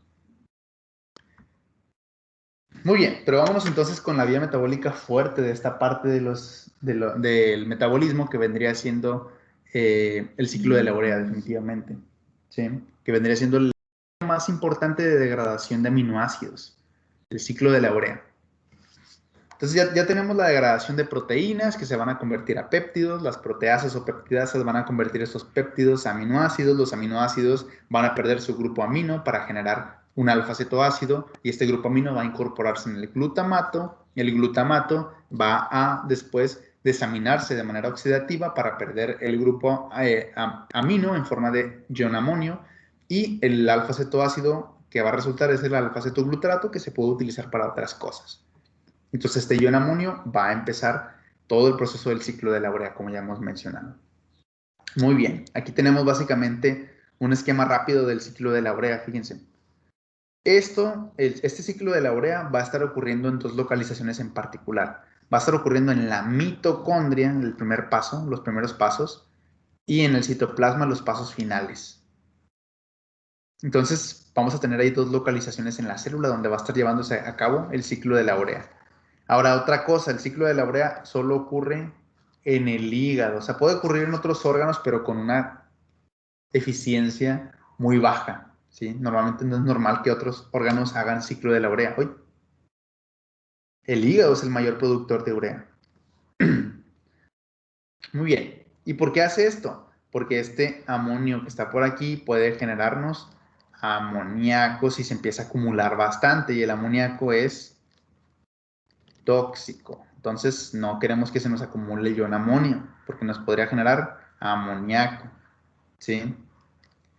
¿Qué pasa cuando falla el hígado? El ciclo de la urea se ve afectado y entonces empieza a acumular amonio. El amonio se vuelve amoníaco y entonces empieza a dar problemas de toxicidad, ¿sí? Entonces, eso es algo que puede pasar. Muy bien. Entonces, fíjense, vamos a tener distintos componentes muy importantes del ciclo de la urea. Lo primero que vamos a ver es que se van a condensar amonio y dióxido de carbono en algo que se conoce como carbamoil fosfato. En esta reacción se va a necesitar forzosamente ATP, porque este fosfato que está por aquí proviene de un ATP. Entonces se va a condensar básicamente un fosfato del ATP, el dióxido de carbono y el ion amonio para generarnos el carbamoil fosfato. Este carbamoil fosfato posteriormente se va a condensar para, con otra sustancia para generarnos algo que se conoce, bueno, se va a condensar, mejor dicho, con la ornitina para generarnos citrulina, ¿sí? La citrulina posteriormente se va a condensar con aspartato para generarnos argininosuccinato. El argininosuccinato se va a lisar, o sea, una parte de la molécula se va a romper para liberarnos fumarato y arginina. Y esta arginina posteriormente se va a hidrolizar por una enzima muy importante, que esta sí se la tienen que aprender, que se llama arginasa, ¿sí? La arginina se va a hidrolizar con la arginasa para generarnos la urea y la ornitina de vuelta, que va a estar condensándose otra vez con carbamoil fosfato para volver a iniciar el ciclo de la urea, ¿sí? Y aquí ya la urea se va directamente a los riñones. Entonces, eso es lo que va a estar ocurriendo. ¿Sí? Si se fijan, son casi 5 reacciones. 1, 2, 3, 4, 5. Muy bien. Entonces vamos a analizar todas estas. Fíjense, aquí tenemos la primera reacción en la parte de arriba. Tenemos la condensación de, en este caso, CO2, de un ATP y del grupo, en este caso, amonio, pero esta vez está en forma de amoníaco, ¿sí? Dentro de la enzima, el grupo amonio se desprotona y genera amoníaco. Pues por eso se hace posible esta reacción. Muy bien, ¿cómo va a ocurrir? Lo primero que tiene que ocurrir es que el CO2 se hidrate para generar bicarbonato, y entonces este bicarbonato va a activarse mediante la adición de un grupo fosfato que proviene del ATP, ¿sí? Entonces uno de los fosfatos que tiene el ATP se le va a transferir al bicarbonato, ¿sí? Obviamente lo demás va a salir en forma de ADP, y entonces va a tener carboxifosfato. Si se fijan, el bicarbonato pues está aquí, y el fosfato que se le acaba de añadir está aquí. O sea, básicamente se condensaron. ¿Sí? Ya tenemos el carboxifosfato. ¿Qué sigue? Bueno, básicamente esta adición del fosfato simplemente fue para activarnos a este grupo carbonilo, para que fuera muchísimo más sencillo ser atacado por el grupo amoníaco, por el amoníaco, ¿sí? Que es un nucleófilo. Entonces, al atacar al amoníaco, este carbonilo se rompe el enlace que tiene con el fosfato y se nos genera ácido carbámico. Por último, lo que va a ocurrir es una segunda fosforilación, donde otro ATP va a estar donando otro fosfato, ¿sí? A este oxígeno que está por aquí, y entonces el ATP va a salir en forma de ADP y el fosfato va a terminar condensándose con el ácido carbámico para generarnos el carbamoil fosfato. ¿Sí? Entonces en este punto ya tenemos nuestro carbamoil fosfato. Ese carbamoil fosfato va a ser el protagonista, vamos a decirlo así, de todo el ciclo de la urea. Ya tenemos el carbamoil fosfato. ¿Qué sigue? Bueno, habíamos dicho que se tenía que condensar con la ornitina. Entonces lo que va a ocurrir es esta condensación que acabamos de mencionar. Fíjense que al ponerle el grupo fosfato al ácido carbámico y generando el carbamoil fosfato, lo que estamos activando es, otra vez, activando este grupo carbonilo que está aquí, para que sea muchísimo más fácil atacarlo. Entonces eso es lo que va a estar ocurriendo. Este grupo amino que tiene aquí la ornitina va a ser el que ataque este carbonilo que está por aquí, facilitando la salida de este grupo fosfato. Y entonces sale el grupo fosfato y se nos genera ahora la citrulina. Ya tenemos la citrulina formada. Muy bien. Y aunque aquí no lo aparezca, esto que está por aquí es lo que más adelante se va a convertir en urea. ¿Sí? Pero bueno, todavía no nos adelantemos. La citrulina posteriormente se va a condensar con aspartato. Bueno, aquí ya le regué. Ahorita les explico por qué. Se va a condensar con aspartato. ¿Sí? ¿Qué va a pasar? Bueno, en este caso... bueno, se me pasó a decirles aquí qué enzima es. En este caso es la ornitina transcarbamoilasa. Y... la primera enzima... no recuerdo el nombre de la primera enzima. Esa la tienen que checar ustedes, porque se me fue el nombre de esta enzima que está acá. Ahorita la checamos como queda. ¿Sí? Pero bueno, en este caso era la ornitina transcarbamoilasa. En este caso, la argininosuccinato sintetasa lo que va a estar haciendo es promover la condensación del aspartato con la citrulina. ¿Sí? Fíjense que lo que va a pasar es que este grupo amino que está aquí va a venir y va a atacar este carbonilo. Y entonces se nos va a condensar con esa parte de la molécula. ¿Sí? Aquí tenemos la estructura del aspartato en azul. Y toda esta otra estructura que tenemos por acá encerrada, más grande, era la citrulina. ¿Sí? Entonces se nos condensan las dos estructuras en algo que se conoce como argininosuccinato. Argininosuccinato. ¿Por qué argininosuccinato? Porque si tomamos en cuenta estos tres nitrógenos, si encerramos toda esta estructura con estos tres nitrógenos, es la arginina. ¿Sí? Entonces, básicamente por eso se le conoce como argininosuccinato. Porque esa estructura con los tres nitrógenos es muy similar a la arginina. Entonces, este argininosuccinato más adelante se va a alisar por medio de la argininosuccinasa, que va a cortar aquí. Entonces, al cortar aquí, la parte que sale va a ser un fumarato. ¿Sí? Cuando corta aquí, además hay una reacción de eliminación en esta parte de la estructura que está en azul, y entonces se nos genera fumarato. Y arginina, obviamente, ¿no? Que ya es el aminoácido que les acabo de mencionar, que es, si incluimos nada más estos tres grupos nitrógeno junto con la parte que está en negro. Entonces ya se nos genera nuestra arginina a través de esa ruptura en la estructura que tenemos ahí. ¿Y qué va a ocurrir después? Bueno, ya se nos generó la arginina. Con otra enzima que es la arginasa, lo que va a ocurrir es una hidrólisis. ¿Una hidrólisis de qué? Una hidrólisis de este enlace que está por aquí. Entonces el agua va a venir a hidrolizar ese enlace entre el carbono y el nitrógeno que les acabo de marcar, se va a romper y se nos va a regenerar la ornitina, que puede volverse a condensar con el carbamoil fosfato para iniciar otro ciclo de urea. Y la urea ya se nos generó y puede ir a la sangre para migrar de ahí a los riñones. ¿Sí? Aquí ya tenemos a la urea en este caso.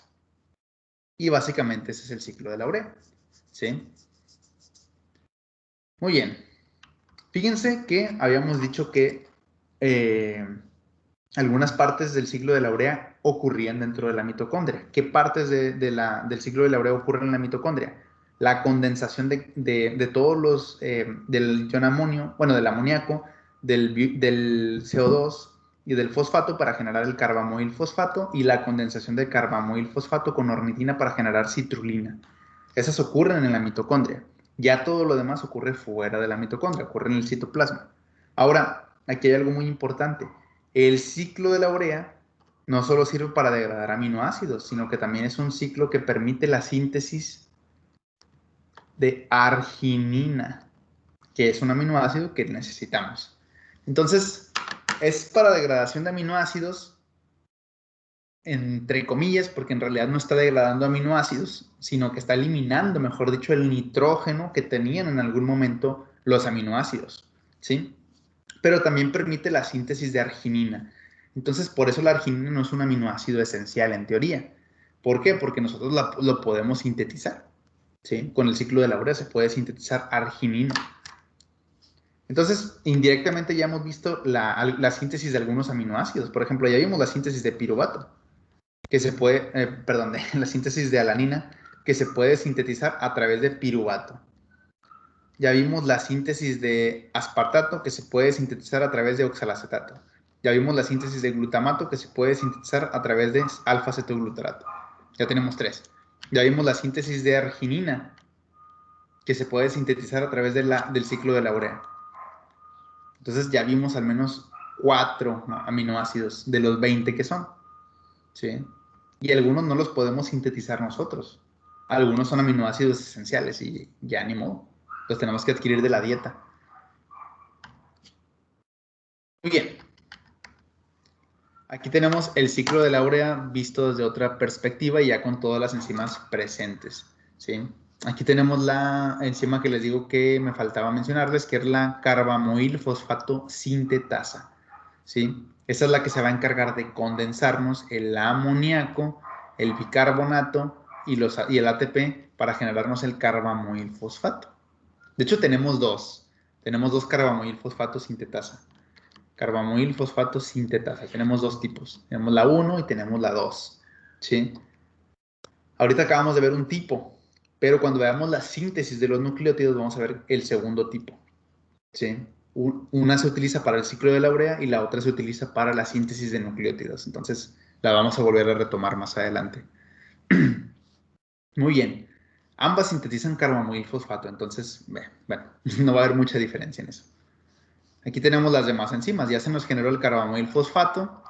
Este se condensa con ornitina a través de la ornitina transcarbamoilasa para generarnos la citrulina. La citrulina es transportada fuera de la mitocondria hacia el citoplasma.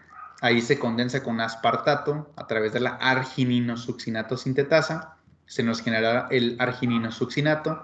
La argininosuccinasa nos rompe este argininosuccinato y se nos libera fumarato y arginina, que ya es un aminoácido que se puede utilizar para otras cosas, pero si se requiere eliminar nitrógeno, esta arginina sufre una hidrólisis con la arginasa para generarnos la urea. Y entonces la urea sale también a la sangre y también se nos genera la ornitina que puede volver a entrar al ciclo de la urea en la mitocondria. Básicamente ese es el ciclo de la urea. Si se fijan, no está tan complicado porque solo son 5 reacciones. Tal vez lo complicado sería conocer todo lo que les acabo de mencionar ya en conjunto. Todo esto que acabamos de mencionar desde acá. El músculo o algún órgano que inicie la destrucción de proteínas para liberar péptidos, péptidos o aminoácidos libres. Estos péptidos se degradan a aminoácidos, van a través de la sangre hacia el hígado. En el hígado transfieren sus grupos amino al alfa-cetoglutarato. El alfa-cetoglutarato se oxida, se convierte a glutamato. El glutamato sufre la desaminación oxidativa para convertirse de vuelta al alfa-cetoglutarato y ese grupo amino se convierte en un ion amonio. Ese ion amonio se incorpora en el ciclo de la urea que está en la mitocondria. En la mitocondria, ese ion amonio en forma de amoníaco se condensa con bicarbonato, con ATP para generar carbamoil fosfato. El carbamoil fosfato se condensa con ornitina para generar citrulina. La citrulina sale de la mitocondria, en el citoplasma se condensa con aspartato para generar argininosuccinato. El argininosuccinato se lisa con la argininosuccinasa para generarnos fumarato y generarnos arginina. La arginina se hidroliza con arginasa y entonces se nos genera la urea y la ornitina que de vuelta puede iniciar el ciclo de la urea. La urea sale por la sangre al riñón, donde va a terminar eliminándose por la orina. todo eso tal vez sería lo complicado. Porque el ciclo de la urea como tal, pues no es tan difícil, solo son 5 reacciones.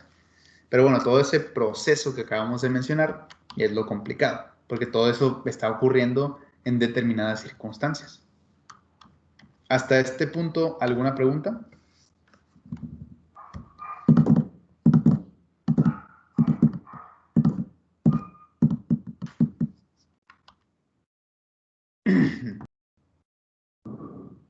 Creo que no, profe. Ok, muy bien, muy bien. Entonces, pues vamos a...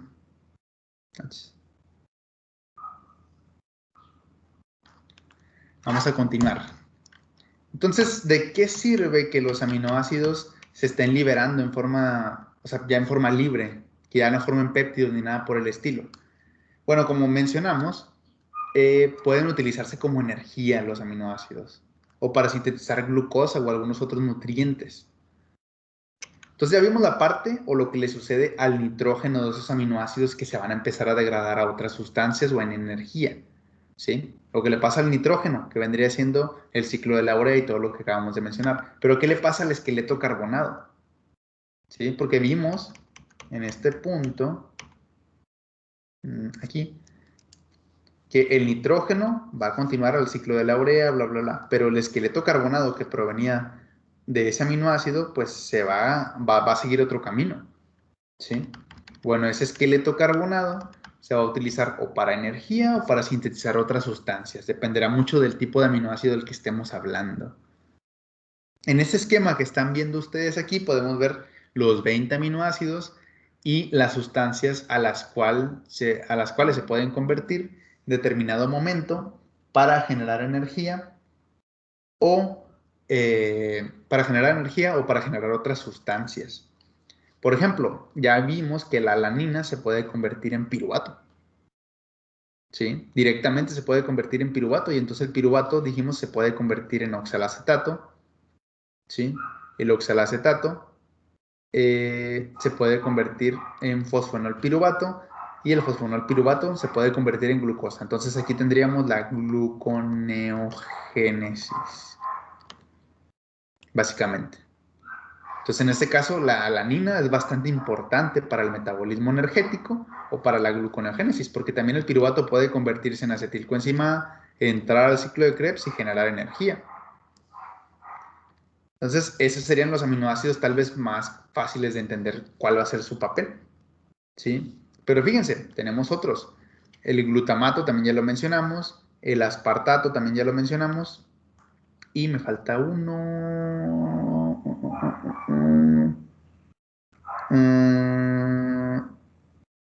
Bueno, básicamente esos.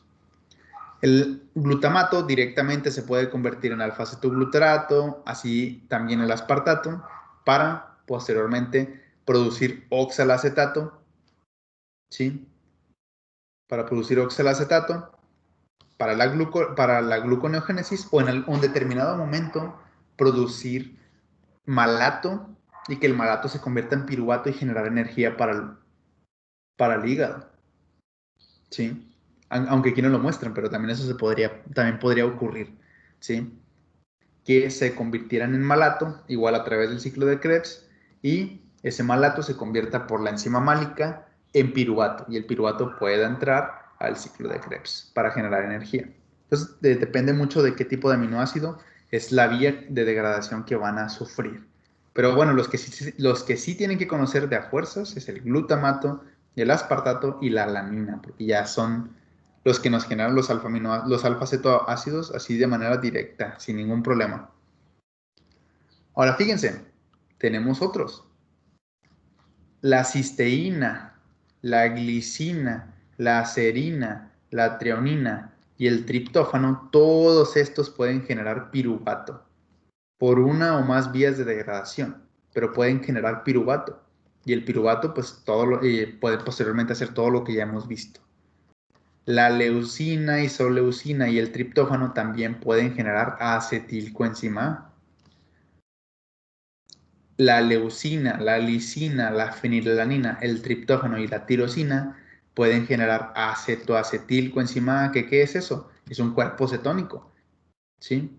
bueno, es un cuerpo cetónico ya activado con una coenzima A, ¿sí? Y ya en esta forma puede convertirse en acetilcoenzima A, en 2 moléculas de acetilcoenzima A, de hecho, y entrar al ciclo de Krebs. La arginina, la glutamina, la histidina y la prolina pueden convertirse en alfa-cetoglutarato y lo mismo, entrar al ciclo de Krebs y, dependiendo de las necesidades fisiológicas, generar glucosa, generar piruvato para generar energía más adelante. La isoleucina, la metionina, la treonina y la valina pueden generar succinilcoenzima A. El aspartato, la fenilalanina y la tirosina, igual fumarato, en este caso. Y la asparagina, pues puede generar aspartato, que a su vez puede generar oxalacetato. Entonces, aquí también es directo. Entonces, ahorita vamos a ver esas vías de degradación que están ocurriendo. No vamos a ver completamente todas las reacciones que están de por medio porque es imposible. Bueno, no es imposible, no son tantas reacciones, pero no tiene tanta utilidad conocer, ¿cómo decirlo? No tiene tanta utilidad conocer cada reacción de las vías de degradación de todos los aminoácidos, porque ¿para qué? O sea, tiene más sentido conocer su aplicación, más que conocer toda la vía metabólica por la que se degradan todos los aminoácidos. ¿Sí? Es decir, que conozcan qué aminoácidos son los que directamente pueden generar ciertas sustancias, como los 3 que ya les mencioné, en qué circunstancias va a estar ocurriendo esta degradación y a lo mejor aprenderse o conocer bien este cuadrito o este esquema que estamos viendo por aquí. ¿Sí? ¿Qué cosas me puede generar cada tipo de aminoácido? Y ¿para qué sirven estas cosas que me generan esos aminoácidos? Porque no tiene sentido que nada más, sí, yo sé que este aminoácido me puede generar acetilcoenzima A, pero ¿y qué hace la acetilcoenzima A? Entonces, tal vez este esquema sería lo más conveniente que conocieran. O sea, que conozcan qué me puede generar cada tipo de aminoácido y para qué sirve esto que me genera cada tipo de aminoácido. No nada más qué genera. Entonces, fíjense. Aquí tenemos algunas vías que vamos a estar revisando para algunos aminoácidos en particular. Antes de pasar a la biosíntesis mañana. ¿Qué hora son? Ya nos quedan 24 minutos. Entonces, sí las acabamos. Muy bien. Vamos a ver las estructuras así relativamente rápido. Fíjense, el triptófano, en unas reacciones que vamos a ver más adelante, al igual que la glicina, el triptófano me puede generar alanina. ¿Cómo es el triptófano? Si ustedes no lo recuerdan, a ver si lo tenemos por aquí. Triptófano.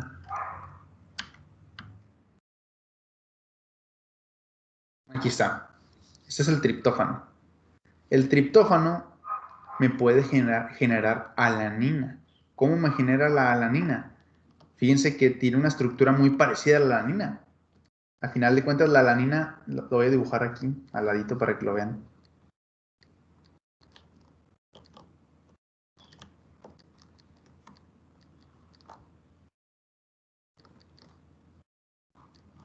Básicamente es este. Esta es la alanina. Entonces, si se fijan, es casi idéntico. Esta parte del triptófano es la alanina, ¿se cuenta? Nada más que en lugar de un hidrógeno aquí tienen un hidrógeno y le ponen este anillo de indol y es el triptófano. Entonces, el triptófano puede generarnos alanina si nada más se corta esa parte de la molécula. Por eso aquí nos muestra que con esta flechita que el triptófano puede generarnos alanina. Además, la alanina puede venir de distintos órganos, como ya vimos. ¿Sí? Y esta alanina directamente se puede convertir en piruvato por desaminación directa, por una reacción de transaminación, como las que ahorita mencionamos. Entonces ya se nos genera el piruvato directito. Acá, fíjense, también nos dice la glicina puede generar serina, en unas reacciones que más adelante vamos a mencionar. Esta serina, si se fijan, también tiene una alta similitud estructural con la alanina. ¿Por qué? Si yo le quito este OH y nada más me enfoco en esta parte que está en color rosa, pues es la alanina, ¿te cuenta? Aquí tiene un CH2, ¿sí? Pero porque tiene la sustitución con el OH. Entonces se parece bastante a la alanina. Por lo mismo, va a sufrir una conversión muy similar a lo que ya vimos acá. Además, acuérdense que habíamos visto que la serina directamente se podría desaminar. por lo que ya mencionamos, ¿sí? Entonces la serina directamente se desamina y nos genera piruvato. Igual para la treonina, que nos genera alfa-acetobutirato. Entonces, bueno, aquí tenemos esto. La serina directamente se puede desaminar.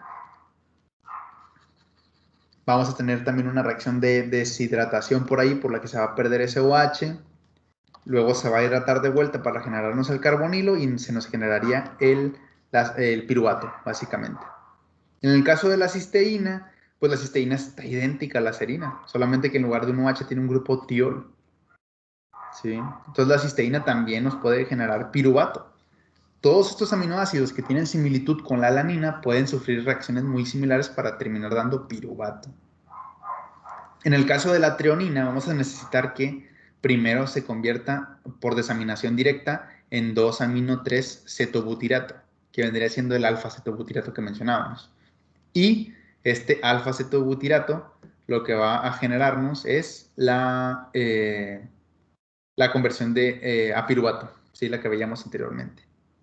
Entonces, básicamente, en el caso de la treonina se va a ocupar un paso extra porque ya tiene un metilo extra que hace que ya no sea tan similar a la alanina, ¿sí? En el caso de los demás, no teníamos un carbono extra, tenemos un sustituyente extra como el OH o el tiol, o en el caso del triptófano, pues un indol. Pero, a final de cuentas, no tenemos un carbono como tal, ¿sí? Eliminar carbonos de una cadena es un poquito más difícil para las enzimas, pero sí se puede. Entonces, por eso en el caso de la treonina se ocupa un paso extra primero, ¿sí? Ya que se quita, o mejor dicho, ya que se oxida esta porción que está por aquí, ¿sí? Porque lo primero que ocurre en el caso de la treonina es la oxidación que está por aquí para generarnos el 2-amino-3-cetobutirato. Posteriormente va a salir este grupo amino que está aquí y lo que se nos va a generar es el piruvato. Ahora, en el caso del glutamato, fíjense que el glutamato puede ser generado de distintas maneras. La histidina, la arginina, la prolina y la glutamina pueden generarnos glutamato. La glutamina pues está bien fácil de entender por qué. ¿Por qué? ¿Cómo es la glutamina? Básicamente la glutamina es esto. Eso que estoy dibujando aquí es el glutamato.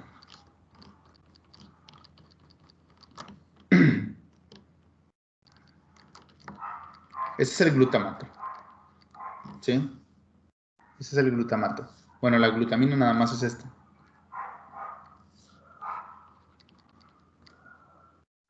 Entonces, ¿qué pasa? Básicamente la glutamina es una amida del glutamato. Si se le hidroliza esto, pues genera glutamato directamente. Igual asparagina con aspartato. ¿Sí? Es el mismo caso. En el caso de la prolina, de la arginina y la histidina, sí tiene que haber unos pasos extra para poder para poder convertir estos esqueletos carbonados en glutamato. Es un poquito más complicado. Pero una vez ya generado el glutamato se puede convertir por desaminación directa en alfa-cetoglutarato. ¿Sí? Fíjense, aquí tenemos la vía de degradación de la histidina para generarnos glutamato. Aquí tenemos a la histidina, que en este caso va a ser nuestro aminoácido inicial. Y fíjense, ¿qué es lo primero que ocurre aquí? ¿Qué es lo primero que está ocurriendo? Está ocurriendo una desaminación oxidativa.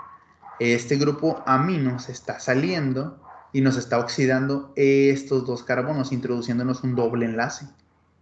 De tal manera que tenemos el urocanato, que está aquí. ¿Sí? Tenemos un ácido carboxílico alfa-beta insaturado. ¿Qué sigue? Bueno, a partir de aquí va a ocurrir una reacción de oxidación. ¿Sí? Va a ocurrir una oxidación en este carbono que está por aquí. ¿Sí? Se va a oxidar y se nos va a generar un 4-imidazolón 5-propionato. Ya tenemos esta estructura que está por acá. ¿Qué sigue? ¿Por qué tenemos que generar este grupo imidazol que tenemos por aquí? Porque gracias a ese grupo imidazol podemos hidrolizar este carbonilo que está por aquí y entonces abrir el ciclo. Si tuviéramos una acetona, eso será muy difícil de hacer. ¿Sí? Siempre que tengamos un carbonilo de tipo de amida, éster, lo que sea, es muchísimo más fácil hidrolizarlo que si, bueno, sí, romper ese enlace que si tuviéramos una acetona. Entonces aquí en este caso ya se nos generó una amida que puede ser hidrolizada. Entonces con esa, bueno, ya teniendo presente esa amida, hidrolizamos la amida y entonces se nos abre el ciclo y se nos genera el N-formil-iminoglutamato que tenemos aquí. Fíjense que la estructura del glutamato es esta. ¿Sí? ¿Pero qué tenemos extra? Tenemos el grupo formil-imino. ¿Qué es un grupo formilo? Un grupo formilo es esto. Esto se le conoce como grupo formilo. ¿Sí? Entonces, fíjense que dice formil-imino. ¿Por qué formil-imino? Porque este grupo formilo lo tenemos en forma de grupo imino. Entonces, también tiene un grupo, bueno, mejor dicho, está en forma de imino. Entonces, este sería el grupo formil-imino. Por eso se le conoce como N-formil-iminoglutamato. ¿Sí? ¿Qué sigue de aquí? Pues bueno, ya nada más hay que quitar ese grupo N-formilimino. Y listo. Ya sale el glutamato. En el caso de la histidina, eso sería lo que ocurriría. En el caso de la prolina y la arginina, pues más o menos el proceso de degradación es un poquito similar. Coinciden en un mismo intermediario. Fíjense que la prolina lo primero que tiene que hacer es oxidar este ciclo que está por aquí. ¿Por qué? Porque si se quiere romper este ciclo para abrirse y que se facilite la degradación, romper un enlace carbono-nitrógeno es un poquito más difícil. Pero cuando se introduce una oxidación para generarnos este grupo imino, bueno, ya es más sencillo porque dijimos que las iminas se pueden hidrolizar con agua. Entonces, al introducir ese grupo, ese doble enlace, se nos genera la imina, lo hidrolizamos con agua y entonces se nos abre este ciclo a el glutamato gamma semialdehído. ¿Sí?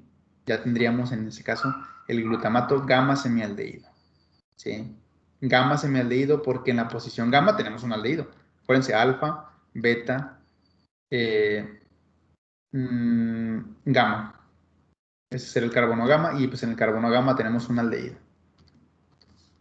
¿Sí? Gamma semialdehído. Pero para ya finalmente convertir a glutamato, lo único que tenemos que hacer es oxidar este aldehído a un ácido carboxílico. Y listo. No hay tampoco cosas así tan difíciles. En el caso de la arginina, pues es algo muy similar. ¿Sí? Aquí tenemos a la arginina que ya ahorita acabamos de mencionar en el ciclo de la urea. ¿Qué es lo que va a estar ocurriendo? Va a tener que haber una hidrólisis aquí. ¿Sí? Una hidrólisis aquí. ¿Quién hacía esa hidrólisis? La arginasa. Entonces la arginasa rompe aquí a la arginina. Acuérdense que esto sale en forma de ¿qué? De urea. Y la otra porción en forma de ornitina. La ornitina posteriormente va a perder este grupo amino que está aquí. Va a sufrir una desaminación oxidativa. ¿Sí? De tal manera que va a salir este grupo amino en forma de amonio y aquí se va a generar un carbonilo, especialmente de aldehído. ¿Sí? Por eso es una desaminación oxidativa, porque sale ese grupo amino y se oxida ese carbono. Entonces, al salir el grupo amino y oxidarse ese carbono, se nos genera igual el glutamato gamma semialdehído, que más adelante se va a oxidar y nos va a generar glutamato. ¿Sí? Básicamente es lo que pasa. Entonces, si se fijan, pues dependiendo de la complejidad del aminoácido, las reacciones que se necesitan para llegar a tal intermediario, pues van a ser más o menos, dependerá. Al menos en el caso de la histidina, arginina, prolina y glutamina, pues no es tan difícil. Como les digo, traten de no aprenderse las vías porque como quiera no tienen mucho sentido. ¿Sí? Por eso ni siquiera están mostradas las enzimas, porque no vale la pena.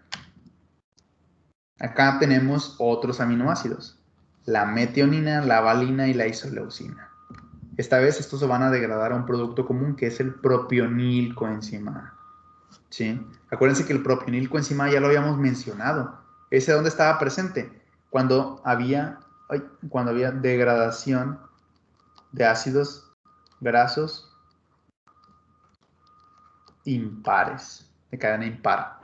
se nos generaba propionilcoenzima A. Y esto ya lo habíamos visto, el propionilcoenzima A se convertía en metilmalonil, este después se convertía a succinil, este después se convertía a malato, este después se convertía a piruvato, y entonces este después se convertía a acetilcoenzima A, y este entraba al ciclo de Krebs.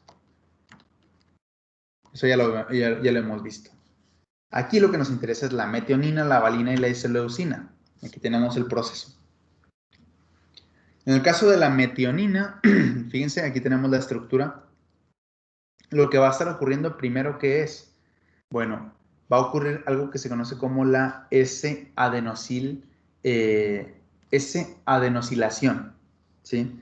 A azufre que está aquí se le va a añadir un adenosil, un grupo adenosilo. ¿Dónde está ese grupo adenosilo? ¿En dónde está? Básicamente está en el ATP, ¿sí? Ese adenosil que está por ahí está en el ATP. De hecho, cuando se le introducen fosfatos al adenosil, se convierte en ATP. Entonces, lo que va a ocurrir primero es, a partir de la metionina, generar la S-adenosilmetionina, transfiriéndole un grupo adenosilo. Aquí lo podemos visualizar de mejor manera, ¿sí? Aquí lo podemos visualizar de mejor manera. Muy bien. Esto que está aquí es el grupo adenosilo. Lo demás es la metionina. Por eso se parece mucho al ATP. Aquí debe estar la adenina. Solo que no tiene fosfatos. Por eso es adenosilo. Si no fuera adenilato. ¿Sí? Si tuviera fosfato sería adenilato. Acuérdense de la nomenclatura. ¿Por qué tiene que ponerse ese grupo adenosilo en esa posición? Porque al ponerle el grupo adenosilo a este azufre podemos favorecer una reacción de desmetilación. Si se fijan, el azufre cuando se adenosila tiene una carga positiva. Entonces eso es inestable para ese azufre. Entonces más fácilmente en una reacción posterior este grupo metilo puede salir, ¿sí? Al desmetilar este sustrato que está aquí, se nos genera la S-adenosil homocisteína, que es esto que estamos viendo por aquí. Y posteriormente, en una reacción posterior, esta sustancia va a perder al grupo adenosilo, se va a perder todo esto que está aquí, y se nos va a generar la homocisteína, como el nombre lo indicaba, ¿sí? Ya se nos genera la homocisteína. Si se fijan, la homocisteína es muy similar a la cisteína, ¿sí? Solo que tiene un carbono extra, ¿sí? Acuérdense que la homocisteína solo tenía CH2CH, CH2, perdón, SH. Este tiene dos CH2. Muy bien. La homocisteína posteriormente se va a condensar con una serina, ¿sí? Se va a condensar con una serina y se nos va a generar la cistationina. Aquí, posteriormente, va a haber una reacción de lisis de la cistationina, de tal manera que va a salir esta porción que les estoy encerrando en morado. Cuando salga esa porción, ¿qué se nos va a generar? Cisteína. Porque si se fijan, les había dicho, la cisteína es CH2SH. ¿Qué estamos viendo aquí? CH2S, pero cuando salga, SH. Entonces, de la cistationina se va a generar cisteína. Y la otra porción que nos quede por aquí, la otra porción que nos quede por acá, va a ser el alfa-acetobutirato.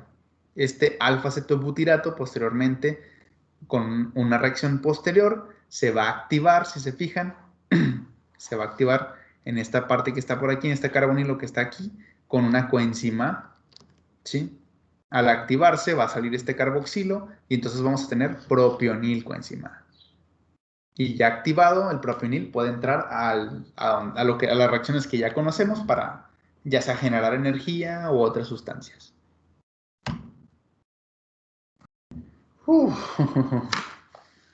Si se fijan, está medio tedioso porque son bastantes vías, pero no nos vamos a enfocar tanto. O sea, nada más las vamos a ver así por encima porque no tiene mucho caso, como les menciono.